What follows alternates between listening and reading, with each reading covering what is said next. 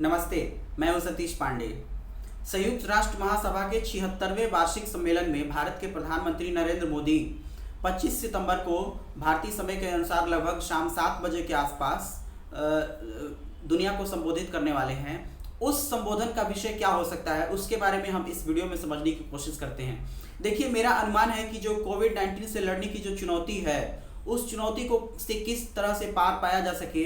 Vaccination किस तरह से बहुत तेज़ी से और दुनिया भर में जो खास करके गरीब देश हैं उन तक भी पहुँचे,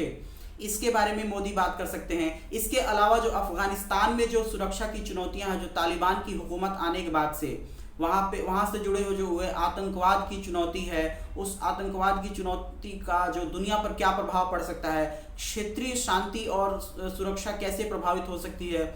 इससे जुड़ी जो चिंता है और उस चिंताओं का समाधान जो है हो सकता है, इसके बारे में भी मोदी बात करें। इसके अलावा जो पाकिस्तान और तालिबान का जो एक सदाबहार रिलेशन है, उस रिलेशन का जो दुनिया भर के सुरक्षा चिंताओं पे क्या प्रभाव पड़ेगा, खास करके इससे जुड़ा हुआ जो आतंकवाद का मुद्दा है, जो वैश्विक रूप से चिंता की बात है, दुनिया भर के मानवता के ऊपर जो चिंता की बात है, उस चिंता से कैसे निपटा जाए, इसके बारे में भी मोदी बात कर सकते हैं। इसके अलावा जो चीन का उभार है दुनिया भर में, जो देख रहे हैं कि कई जगह चीन, चाहे दक्षिणी चीन सागर हो, चाहे चीन का जो आजकल के समय में पश्चिमी देशों के साथ उसका संबंध लगातार खराब हो रहा है, जिसमें अमेरिका के साथ ट्रेड वॉर जैसे हैं, और इसके अलावा वो जो इस्लामिक कंट्रीज़ के साथ जो चीन का एक रिलेशन मजबूत हो रहा है, जिसमें ईरान के साथ उसके मजबूत होते संबंध और तुर्की के साथ उसका जो मजबूत होता संबंध, और इसके अलावा अफगानिस्तान के तालिबान की सरकार के साथ उसका मजबूत संबंध, पाकिस्तान के साथ चीन का मजबूत संबंध, ये दुनिया भर को इसको एक और शब्द दिया जा रहा है जो क्लैश ऑफ सिविलाइजेशन। हालांकि इससे सभी लोग सहमत नहीं हो सकते हैं, फिर भी चीन का उभार दुनिया भर की जो विश्व शांति है उसके ऊपर किस तरह का असर डाल सकता है, लोकतंत्र की रक्षा और फ्रीडम ऑफ स्पीच और जो आर्थिक आज़ादी जो कह सकते हैं, इसको किस तरह से प्रभावित करेगी,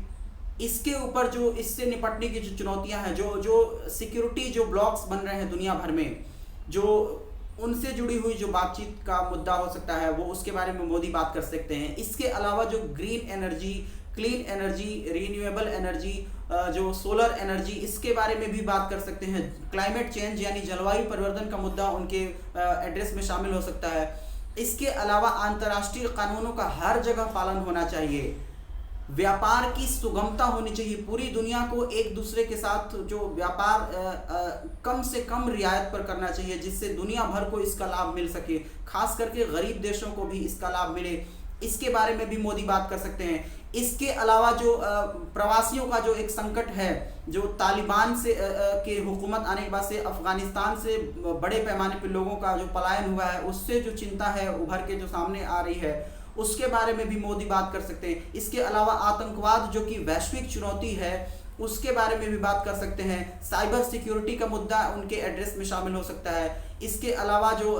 लोकतांत्रिक संस्थाओं का जो सम्मान है, उसकी रक्षा है, इसके बारे में भी मोदी बात कर सकते हैं। इसके अलावा जो है साइबर सिक्योरिटी की से भी मुद्दे जुड़े हुए जो हैं उनको बात कर सकते हैं। इसके अलावा एक बहुत पुराना मुद्दा है जिसके बारे में भारत यूनाइटेड नेशंस की जो सिक्योरिटी काउंसिल है, उसका परमानेंट मेंबर जो बनने का जो एक मजबूत दावेदार है,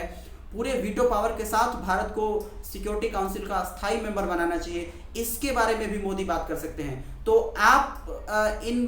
बातों से कितना सहमत हैं, आज देखते हैं कि मोदी अपने एड्रेस में क्या क्या शामिल करते हैं। तो आप अपने राय को हमारे इस वीडियो के कमेंट बॉक्स में ज़रूर बताइए।